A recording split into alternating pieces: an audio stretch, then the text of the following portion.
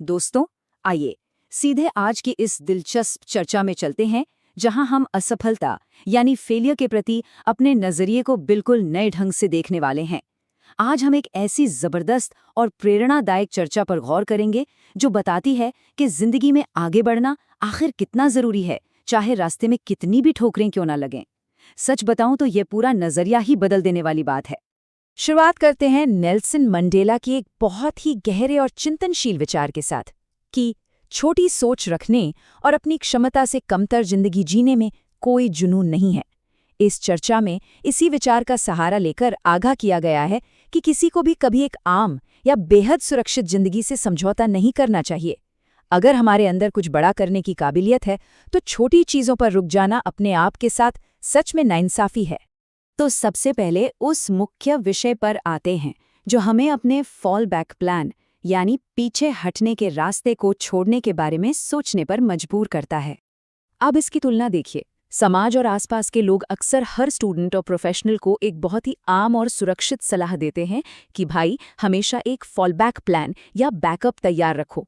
लेकिन जरा सोचिए, अगर किसी को गिरना ही है तो वो पीछे की तरफ एक सेफ्टी नेट पर आंख मूंद कर क्यों गिरे? कुछ नया करने के लिए आगे गिरना चाहिए ताकि कम से कम ये तो दिखे कि इंसान किस चीज से टकराने वाला है। पीछे हटने से बेहतर है सामने देखकर गिरना और उस पूरी स्थिति का सामना करना। और यही वो जगह है जहां असफलता असल में सफलता की सीढ़ी बन जाती है, यानी आगे गिरने की कला। अब जरा इस बड़े से नंबर पर ध्यान दीजिए, 2600।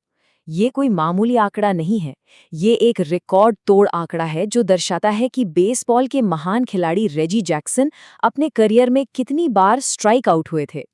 बेसबॉल के इतिहास में ये सच में एक बहुत ही बड़ा नंबर है।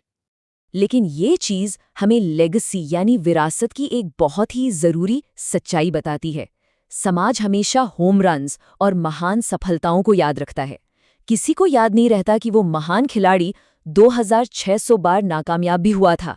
उस एक सफलता तक पहुंचने के लिए जो हजारों असफलताएं झेलनी पड़ी, उन्हें लोग पूरी तरह से भूल जाते हैं। और ऐसा सिर्फ खेल में ही नहीं होता। इसी कड़ी में एक और आश्चर्यजनक आंकड़ा सामने आता है, 1000।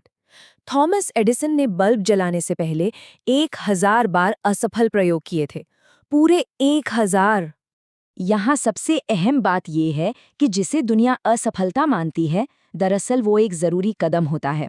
उनका 1001वां प्रयोग ही लाइट बल्ब था। हर एक असफल प्रयोग असल में सफलता की तरफ बढ़ाया गया एक जरूरी और अनिवार्य कदम था। इस बात को और करीब से समझाने के लिए इस विश्लेषण में एक निजी किस्सा भी सामने आता है। अपने एक्टिंग करियर के शुरुआती दौर में वक्ता ने एक ब्रॉडवे म्यूजिकल के लिए ऑडिशन दिया जिसमें उन्हें गाना था, जबकि उन्हें गाना बिल्कुल नहीं आता था। वो उसमें बुरी तरह नाकामयाब रहे। लेकिन ठीक 30 साल बाद उसी कोर्ट थिएटर में जहां वो पहली बार फेल हुए थे, वो वापस लौटे और इस बार फेंसेस नाम के सुपरहिट नाटक के मुख्य अभिनेता के रूप में। वही जगह जहां पहले ठोकर मिली, कालांतर में सफलता का मंच बन गई। चलिए अब यहाँ थोड़ा ठहरते हैं, क्योंकि अब हमें उस भारी और भावनात्मक कीमत पर गौर करना होगा जो जिंदगी में रिस्क ना लेने पर चुकानी पड़ती है। एक पल के लिए इस डरावने परंतु सच्चे दृश्य की कल्पना कीजिए। एक इंसान की मृत्युशैया के आसपास आखिर कितने भूत खड़े होंगे। ये एक ऐसी स्थिति है जहां एक इंसान अपने आखिरी वक्त में कुछ ऐसी निराश आत्माओं से घिरा हुआ है जिन्हें उसने कभी मौका ही नहीं दिया। ये आत्माएं उन सभी अधूरी क्षमताओं का प्रतीक हैं। वो बेहतरीन आइडियाज जिन पर कभी काम नहीं किया गया, वो टैलेंट जिसका कभी इस्तेमाल नहीं हुआ। ये बिस्तर के पास गुस्से और निराशा में खड़ी हैं। वो शिकायत करती हैं कि उन्हें जिंदगी दी जा सकती थी, पर डर और असुरक्षा के कारण अब उन्हें उस इंसान के साथ ही कब्र में जाना पड़ेगा। सच में कोशिश ना करना कितनी बड़ी चूक हो सकती है ना? तो अब हम अपनी व्यक्तिगत महत्वाकांक्षाओं से निकलकर पूरी दुनिया और उसकी जरूरतों की तरफ बढ़ते हैं। साउथ अफ्रीका से लेकर मिडिल ईस्ट, जापान और दुनिया के इन तमाम हिस्सों तक ये दर्शाता है कि ग्लोबल और लोकल स्तर पर मदद की कितनी ज्यादा जरूरत है। ये दुनिया सच में उन अनोखे गुणों और उस ऊर्जा की भूखी है जो नए और जोश से भरे लोगों के पास मौजूद होते हैं।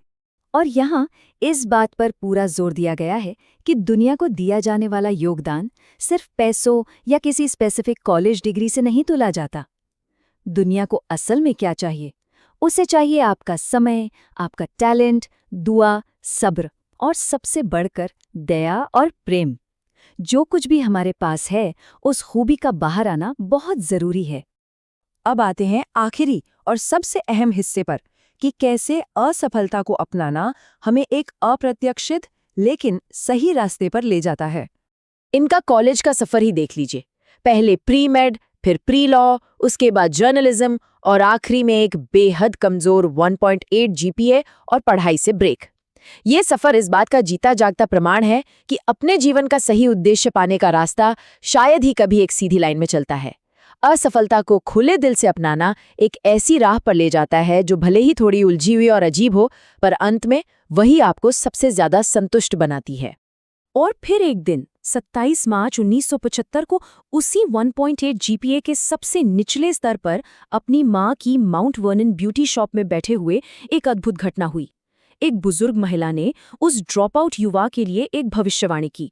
उन्होंने कहा कि ये एक दिन पूरी दुनिया घूमेगा और लाखों लोगों को संबोधित करेगा। और देखिए, एक ऐसी नियति जो आने वाले सालों में फिल्मों के माध्यम से पूरी तरह सच साबित हुई। यहाँ इस पूरी चर्चा का एक बड़ा निष्कर्ष निकलता है। रिस्क लेना सिर्फ करियर में आगे बढ़ने के बारे में नहीं है। ये नए विचारों, नए लोगों और अनजान रास्तों के लिए पूरी तरह से खुद को खुला रखने के बारे में है।